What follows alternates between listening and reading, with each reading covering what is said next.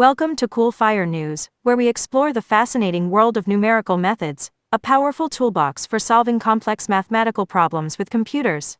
I'm your host Siri, and in today's episode, we'll be diving into the fundamentals of numerical methods, their applications across various fields, and how they have revolutionized the way we tackle mathematical challenges. Join me as we unravel the mysteries of numerical methods and discover their significance in modern-day problem-solving. Let's start by defining what we mean by numerical methods. In essence, numerical methods are mathematical techniques used to approximate solutions to mathematical problems that cannot be solved exactly. These problems may arise from various fields such as engineering, physics, finance, and many others, where analytical solutions are either impossible or impractical to obtain. One of the fundamental concepts in numerical methods is approximation. Instead of finding an exact solution, numerical methods aim to find an approximation that is sufficiently close to the true solution. This involves breaking down complex problems into simpler, computationally manageable steps, and using algorithms to iteratively refine the solution until it meets the desired accuracy. Numerical methods encompass a wide range of techniques, each suited to different types of problems and mathematical models. Some common numerical methods include root-finding methods, such as the bisection method, Newton-Raphson method, and secant method, used to find roots or zeros of equations. Numerical integration, such as the trapezoidal rule, Simpson's rule, and Gaussian quadrature, used to approximate the definite integral of a function. Ordinary differential equations, ODE solvers, such as Euler's method, Runge-Kutta methods, and the finite difference method, used to approximate solutions to ordinary differential equations. Partial differential equations, PDE solvers, such as finite difference, finite element, and finite volume methods, used to approximate solutions to partial differential equations. The applications of numerical methods are vast and varied, spanning across numerous disciplines. In engineering, numerical methods are used to simulate complex physical phenomena, design structures, optimize systems, and analyze data. In finance, numerical methods are employed to model market behavior, price derivatives, and manage risk. In science, numerical methods enable researchers to simulate natural processes, analyze experimental data, and make predictions about the behavior of physical systems. Despite their widespread use and effectiveness, numerical methods are not without their limitations and challenges. Factors such as numerical stability, convergence rate, and computational efficiency must be carefully considered when selecting and implementing numerical algorithms. Additionally, the accuracy of numerical solutions depends on factors such as the choice of discretization, numerical precision, and approximation errors, which can impact the reliability and validity of results. As we conclude today's episode, I hope you've gained a deeper understanding of the importance and significance of numerical methods in modern mathematics and scientific computing. Whether you're an engineer designing new technologies, a scientist exploring the mysteries of the universe, or a student learning the fundamentals of numerical analysis, numerical methods are an indispensable tool for tackling complex problems and advancing knowledge and innovation. Thank you for tuning in to Cool Fire News. Be sure to join us next time for more insightful discussions on topics shaping our understanding of mathematics, science, and technology. Until then, keep exploring, keep learning, and keep discovering the wonders of numerical methods. This is Siri, signing off. See you next time. Welcome to Cool Fire News, where we dive deep into the world of mathematics and explore its practical applications. I'm your host Siri, and in today's episode, we'll be exploring the fascinating topics of errors and number systems, two fundamental concepts that play a crucial role in mathematics, science, engineering, and everyday life. Join me as we unravel the mysteries of errors and number systems and discover their significance in our understanding of the world around us. Let's start by discussing errors and their importance in mathematical analysis and scientific research. In any measurement or calculation, there is always some degree of uncertainty or error present. Errors can arise from various sources, including limitations of measuring instruments, human error, and approximations made during calculations. Understanding and quantifying these errors is essential for ensuring the accuracy and reliability of scientific data and mathematical models. One common type of error is the absolute error, which measures the difference between the measured or calculated value and the true value. Absolute error provides a way to quantify the accuracy of a measurement or calculation and assess the reliability of the results. Another important concept is relative error, which expresses the absolute error as a percentage of the true value, allowing for comparisons between different measurements or calculations. In addition to understanding errors, It's also crucial to explore the various number systems used in mathematics and computer science.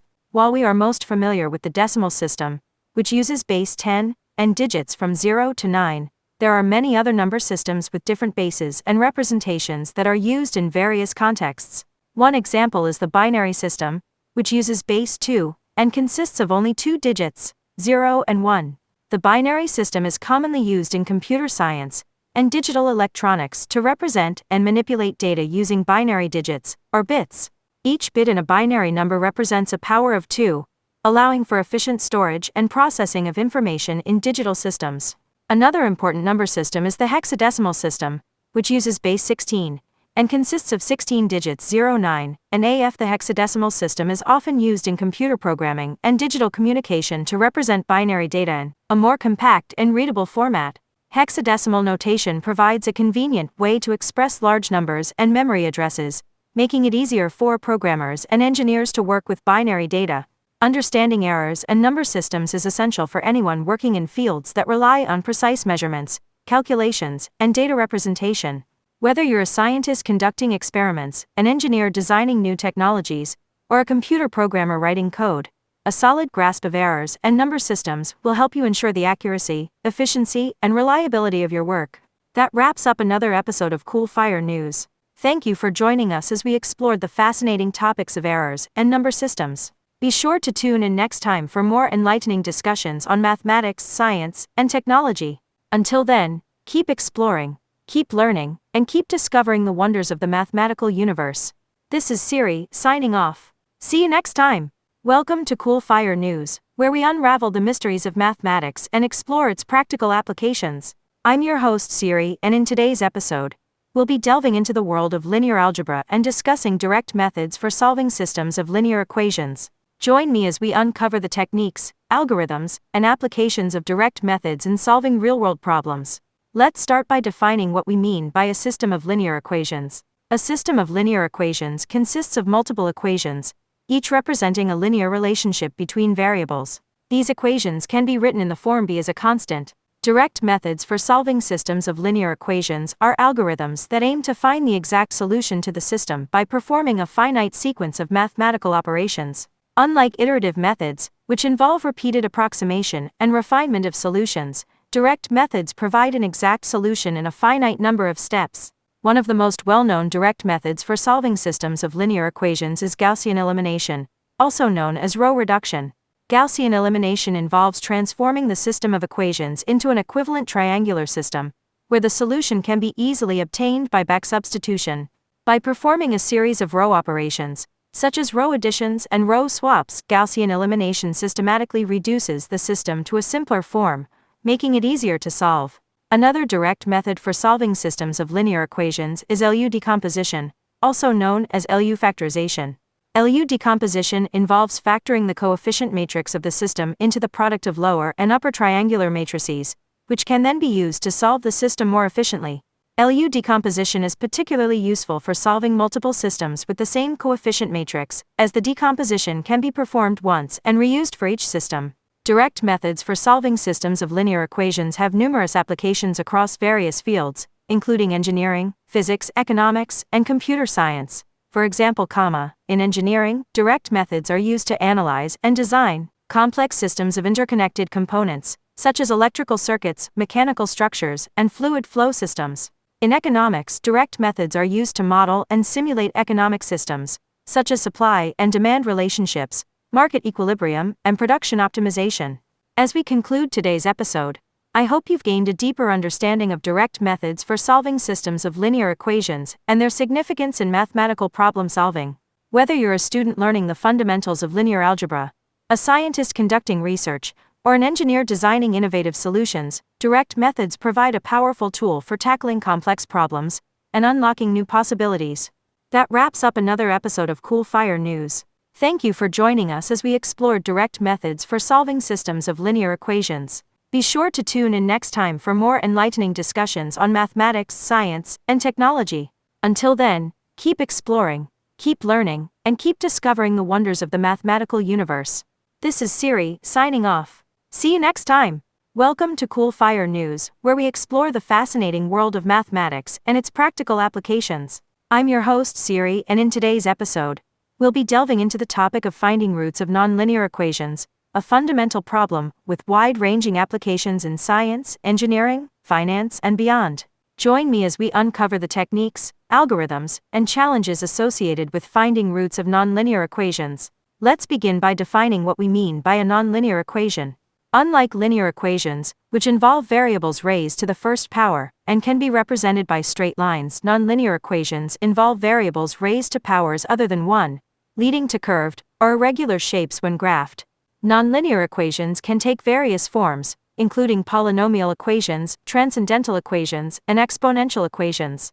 Finding the roots of nonlinear equations, also known as solving for the zeros or solutions, requires different techniques compared to linear equations. While some nonlinear equations may have analytical solutions that can be obtained algebraically, many equations are too complex or have no closed-form solution, necessitating the use of numerical methods to approximate the roots. One common numerical method for finding roots of nonlinear equations is the bisection method.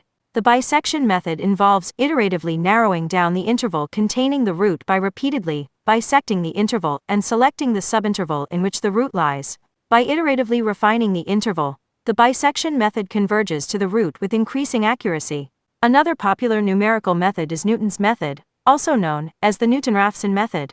Newton's method involves iteratively refining an initial guess for the root by using the derivative of the function to approximate the rate of change near the guess. By repeatedly applying Newton's iteration formula, the method converges to the root with quadratic convergence, making it faster than the bisection method for sufficiently smooth and well-behaved functions. Iterative methods for finding roots of nonlinear equations have numerous applications across various fields, including engineering, physics, economics, and computer science. For example, in engineering, iterative methods are used to analyze structural stability, optimize designs, and solve control problems. In economics, iterative methods are used to model dynamic systems, forecast economic trends, and optimize resource allocation. Despite their effectiveness, iterative methods for finding roots of nonlinear equations also have some limitations and challenges. Factors such as the choice of initial guess, convergence criteria, and numerical stability can impact the performance and reliability of iterative algorithms. Additionally, the convergence of iterative methods may depend on the properties of the function, such as its smoothness and curvature. As we conclude today's episode, I hope you've gained a deeper understanding of finding roots of nonlinear equations and their importance in mathematical problem solving. Whether you're a student learning the fundamentals of numerical analysis, a scientist conducting research, or an engineer designing innovative solutions, the ability to find roots of nonlinear equations provides a powerful tool for tackling complex problems and unlocking new possibilities. That wraps up another episode of Cool Fire News.